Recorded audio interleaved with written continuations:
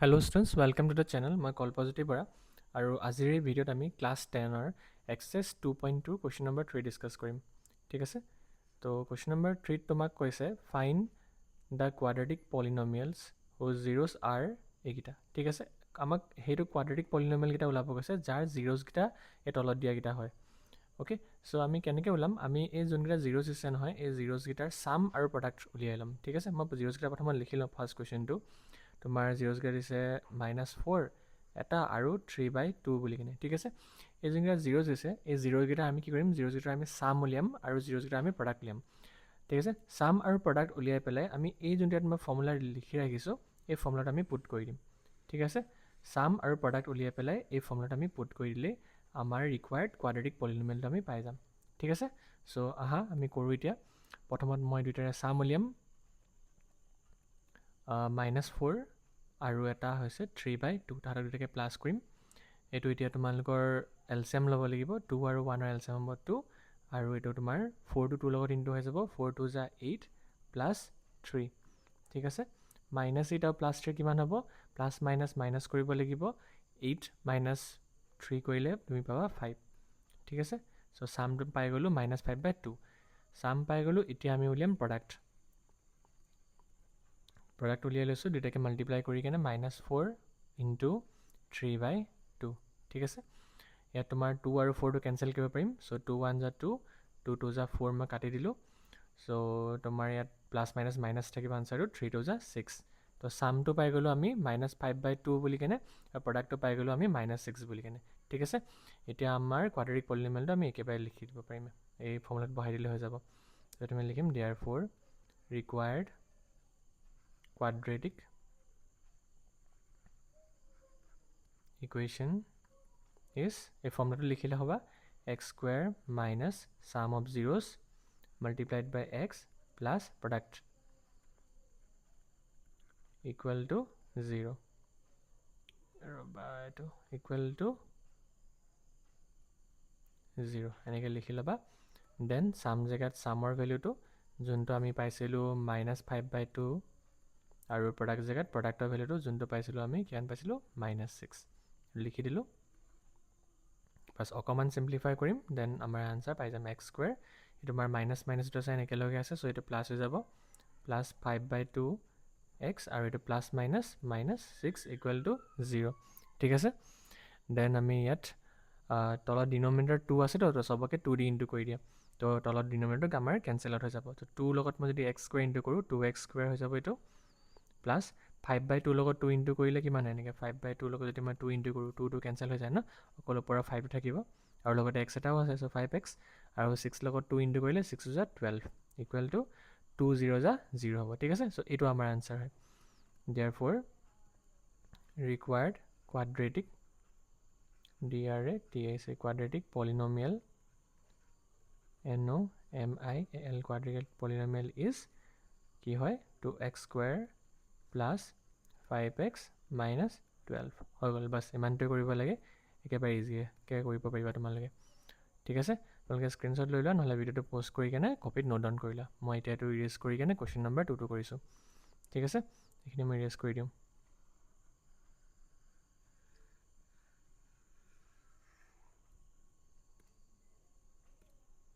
এইখিনি ইৰেজ কৰি দিওঁ, প্ৰডাক্টখিনি ইৰেজ কৰি দিওঁ, আৰু এই ছামখিনি ইৰেজ কৰি দিওঁ। অ'কে, গোটেইখিনি ইৰেজ কৰিলোঁ। এতিয়া মই নেক্সট কুৱেশ্যনটো চাওঁ কি আছে। প্ৰথমটো আমি কৰি ল'লোঁ, ছেকেণ্ডটো 5 আৰু 2 আছে। ঠিক আছে, তোমাৰ ছেকেণ্ড কুৱেশ্যনটো আছে 5 আৰু 2, এইটো ইৰেজ কৰিব থাকি গৈছিলে। ছেকেণ্ড কুৱেশ্যনটো আছে তোমাৰ 5 and 2। ঠিক আছে, ছাম কৰি দিয়া। 5 + 2 কিমান হ'ব? 5 + 2 হ'ব তোমাৰ 7, আৰু প্ৰডাক্ট কৰি দিয়া। প্ৰডাক্টটো তোমাৰ হ'ব 5 × 2, 5 2 = হ'ব 10। ঠিক আছে, তাৰপিছত আমি ইয়াত চিম্পলি বহাই দিম। এইটো তোমাৰ x² মাইনাছ ছাম জেগাত 7 আৰু প্ৰডাক্ট জেগাত 10।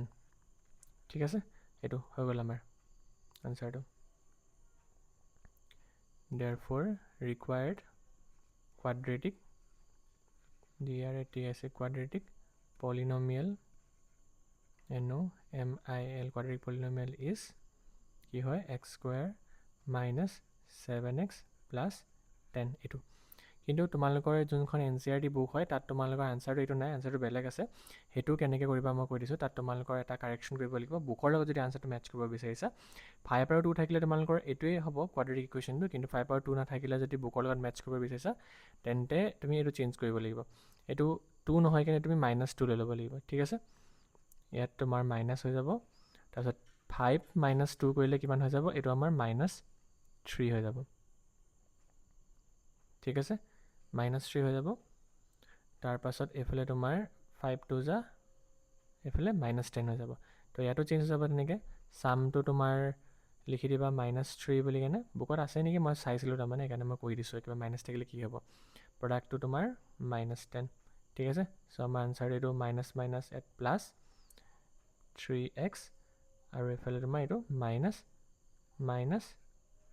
ইকুৱেল -10 এইটো আনসাৰ হ'ব যদি বুকৰ লগত এইটো আনসাৰ আছে মাইনাছ যদি আছে এই যদি আনসাৰ আছে তেন্তে এইটো কৰিবা তোমাৰ বুকত যদি কাৰেকশ্যন কৰি দিয়া নাই x square plus 3x minus 10 বুলি আছে তেন্তে এই 2টোৰ আগত মাইনাছ এটা চাইন দিবা আৰু যদি এইটো আনসাৰ নাই আগৰটো আছে তেন্তে আগৰটোৱে কৰি লিখি ৰাখিবা ঠিক আছে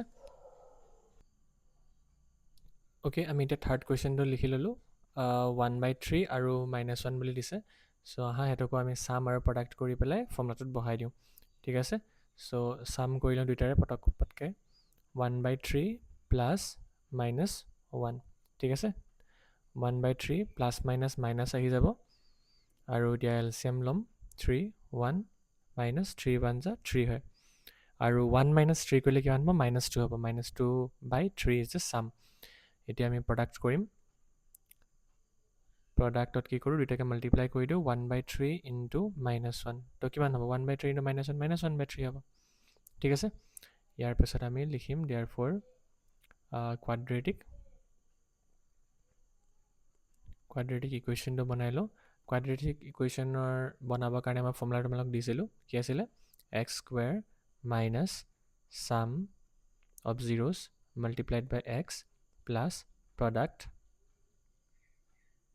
equal to 0 ঠিক আছে চ' এইটো ফৰ্মুলাটো মনত থ'ব লাগিব সাম জেগাত আমি কি লিখিম -2/3 পাইছিলোঁ সামটো আৰু প্ৰডাক্ট জেগাত কি পাইছিলোঁ প্ৰডাক্ট জেগাত আমি পাইছিলোঁ -1/3 অ'কে এতিয়া যিবিলাক চাইনখিনি দুটা চাইন আছে আমি সেইবিলাক ঠিক কৰি লৈছোঁ x square এইটো মাইনাছ প্লাছ হৈ যাব 2/3x plus minus 1/3 equal to 0 okay এতিয়া অলপ চিম্প্লিফাই কৰিবৰ কাৰণে মই কি কৰিম চবকে 3 লগত ইনটু কৰি দিম 3 into x square 3x square plus 2/3 লগত 3 ইনটু কৰিলে কি হ'ব 2/3 লগত এনেকৈ 3 ইনটু কৰিলে কি হ'ব 3 কেঞ্চেল হৈ যাব হয় নাই অকল 2 পাবা চ' 2x মাইনাছ আৰু 1/3 লগত 3 ইনটু কৰিলে কি হ'ব 3 কেঞ্চেল হৈ যাব 1 তোমালোকে এইটো এলচিএম লৈ পেলাইও কৰিব পাৰা ঠিক আছে তাৰপিছত therefore এনেকৈ লিখি দিম required quadratic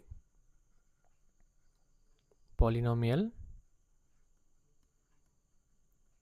is কি পালোঁ 3x square plus 2x minus 1 এই কুৱেশ্যনটো আমি কৰি ল'লোঁ আৰু এটা কুৱেশ্যন দিছে আমাক সেইটো কৰি লওঁ ঠিক আছে তোমালোকে পটককৈ স্ক্ৰীনশ্বট লৈ লোৱা মই এইটো ইৰেজ কৰি দিছোঁ অ'কে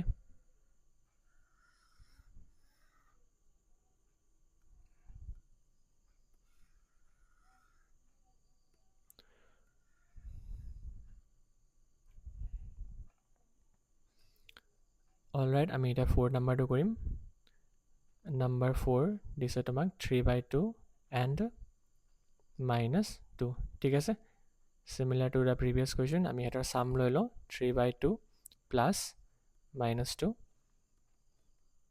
অকণমান এইফালে স্লাইডখন লৈ যাওঁ ঠিক আছে অ'কে 3/2 প্লাছ মাইনাছ হ'ব আৰু তোমাৰ এলচিএমটো 2 আহি যাব আৰু 2 2 যা 4 আৰু 3 - 4 কৰিলে -1 পাওঁ চ' -1/2টো আমি পাই গ'লোঁ সাম প্ৰডাক্ট কৰিলোঁ প্ৰডাক্ট ইকুৱেলছ টু 3/2 মাল্টিপ্লাইড বাই -2 এই তোমাৰ 2 কেঞ্চেল হৈ যাব আৰু 3 1 যা 3 -3 ঠিক আছে তাৰপিছত আমি লিখিম therefore quadratic equation যোনটো জেনেৰেল ফৰ্মুলা হয় কোৱাড্ৰেটিক ইকুৱেশ্যনৰ QUADRATIC কোৱাড্ৰেটিক ইকুৱেশ্যনৰ জেনেৰেল ফৰ্মুলাটো কি আছিলে x square minus sum multiplied by x plus product